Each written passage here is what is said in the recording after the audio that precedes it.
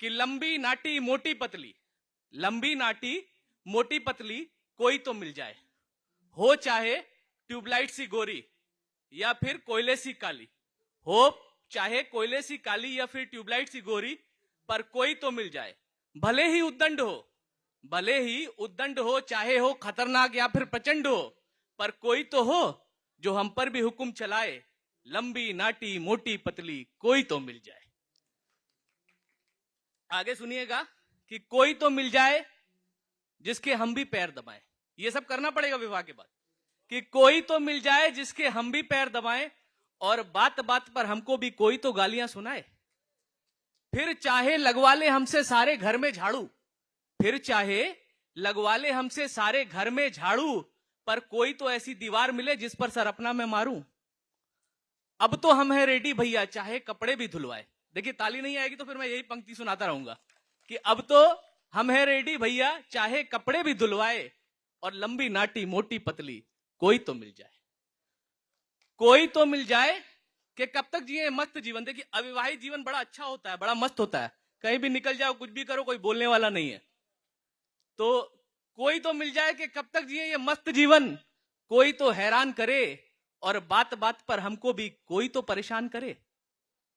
और सबसे बड़ी पीड़ा अविवाहित भाइयों की पढ़ने वाला हूं अब, कि आखिर कब तक दोस्तों से उनकी पत्नियों की बुराइयां सुनूं। आखिर कब तक, भाई साहब भी करते होंगे, आखिर कब तक दोस्तों से उनकी पत्नियों की बुराइयां सुनूं। कोई तो हो मेरी भी जिसकी मैं दिल खोलकर बुराई करूं, हे ईश्वर। और ये पंक्तियां खास करके अपने अविवाहित भाइयों ने जिन्होंने हाथ उठाया था उनके लिए, कि हे ईश्वर इन्हें भी डंडे वंडे लत्तम जुत्तम जल्दी ही खिलाएं, लंबी नाटी मोटी पतली कोई तो मिल जाए। और आइए आगे जो पंक्तियां पढ़ने जा रहा हूं, ये आधी आबादी को समर्पित है, नारी शक्ति को समर्पित है, कि कोई तो मिल जाए आज ऐलान हम ये खुलेआम करें। कोई तो मिल जाए आज ऐलान हम ये खुलेआम करें, करो तुम भी नारी का सम्मान, हम भी इनका सम्मान करें। कि कन्या भ्रूण हत्या न होती अगर तो, एक मेरा मित्र है, उसका विवाह नहीं हुआ है, काफी समय हो गया है, काफी उम्र भी हो गई है। मैं उसको कहता हूं अक्सर कि भाई विवाह क्यों नहीं करता, तो कहता है हमारी वाली भ्रूण हत्या में मारी गई।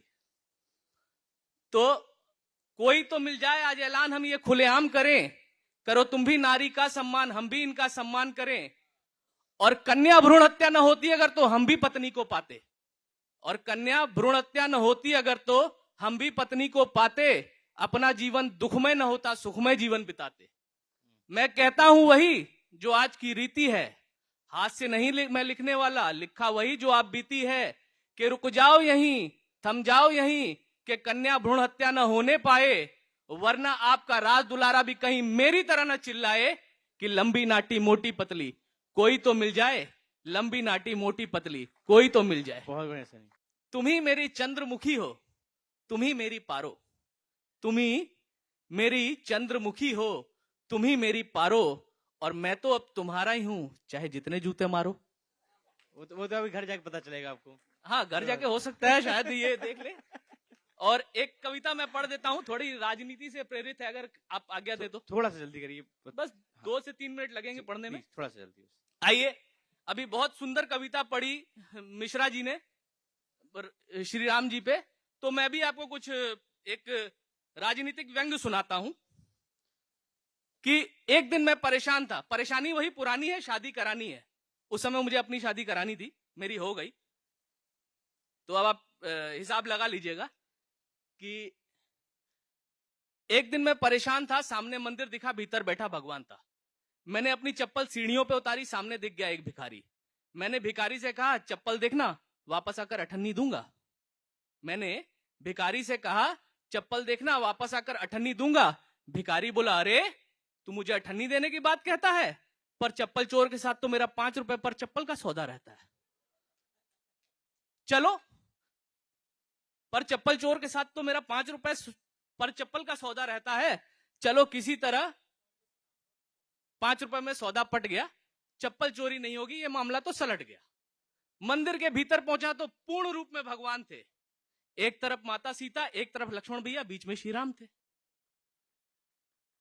मंदिर के भीतर पहुंचा तो पूर्ण रूप में भगवान थे। एक तरफ माता सीता, एक तरफ लक्ष्मण भैया, बीच में श्री राम थे।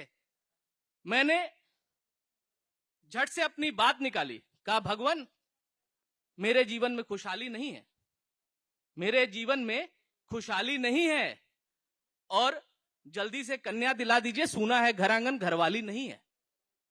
मेरी बात सुनते ही सामने से एक रोशनी आई, तो देखा साक्षात स्वयं श्री राम थे। मेरी किस्मत तो धन्य हो गई, विवाह कराने खुद आए भगवान थे। पर मैंने देखा उनके चेहरे पर कुछ क्रोध के भाव थे। सर झुकाकर झट से पकड़ लिए, मैंने भी उनके पांव थे। कहा भगवान विपदा मेरी दूर कीजिए, आप तो भगवान हैं। भगवान बोले बस हम भी तुमसे बहुत परेशान हैं। मैं बोला आप जगत के पालनहार हैं, विधाता हैं, कृपा निधान है, भला आप क्यों परेशान हैं? भगवान बोले बस मैं परेशान हूं क्योंकि तुम लोग सब कुछ मुझ पर थोपते हो और हमेशा कहते रहते हो भगवान भला करेगा, भगवान भला करेगा, क्या कभी कुछ सोचते हो? तो आगे व्यंग की पंक्तियां पढ़ रहा हूं, सुनिएगा। कि जग में मची लूट का कारण बन रहा मेरा नाम है और हर चुनाव में गूंजता राम राम है।